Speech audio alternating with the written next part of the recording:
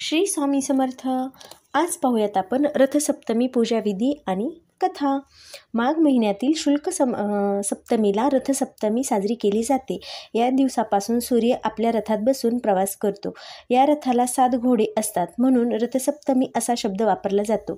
या दिवशी आदित्यनारायणाची पूजा केली जाते. सूर्य ग्रहांचा राजा असून त्याचे स्थान नवग्रहामध्ये आहे.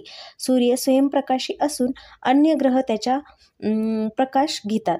अशा या सूर्याला देव मानून त्याच्या प्रती कृतज्ञता व्यक्त करण्याचा दिवस म्हणजेच रथसप्तमी.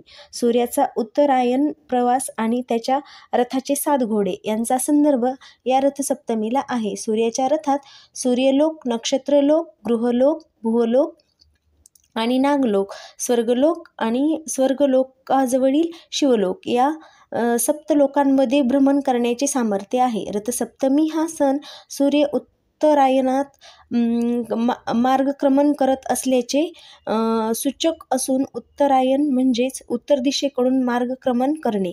रथसप्तमी हा सण हळूहळू वाढणाऱ्या तापमानाचा दर्शक असतो. सूर्यदेवता सतत या रथात विराजमान असते. देव देवळात असल्यामुळे ज्या प्रकारे देवळाला महत्त्व प्राप्त होते तसेच महत्त्व सूर्याच्या रथाला आहे.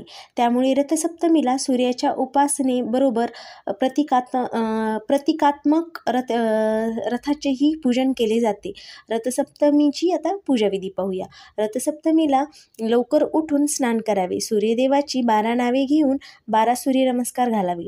पाटावर रथात बसलेल्या सूर्यनारायणाची आकृती काढून त्यांची पूजा करावी. त्याला लाल रंगाची फुले व्हावीत. सूर्याला प्रार्थना करून आदित्य हृदय स्तोत्रम, सूर्याष्टकम आणि सूर्यकवच यापैकी एखादे स्तोत्र भक्तिभावाने म्हणावे किंवा ऐकावे. खिरीपुरीचा नैवेद्य दाखवावा. सूर्यदेवांच्या रथाला असणारे सप्त अश्व सप्ताहातील 7 वार व 12 चाके 12 राशी दर्शवतात.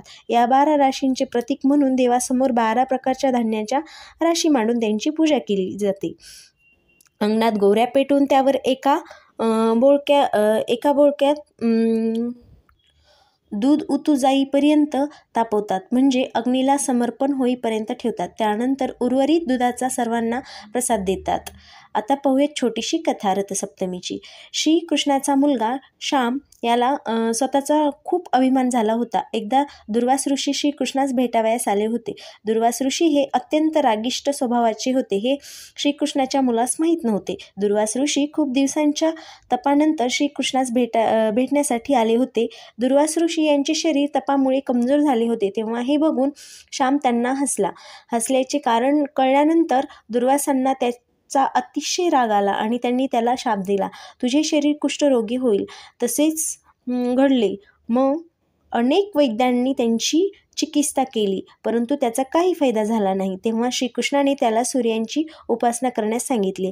वडिलांची आज्ञा म्हणून श्याम याने सूर्याची आराधना केली आणि काही दिवसांनी त्याचा रोग बरा झाला.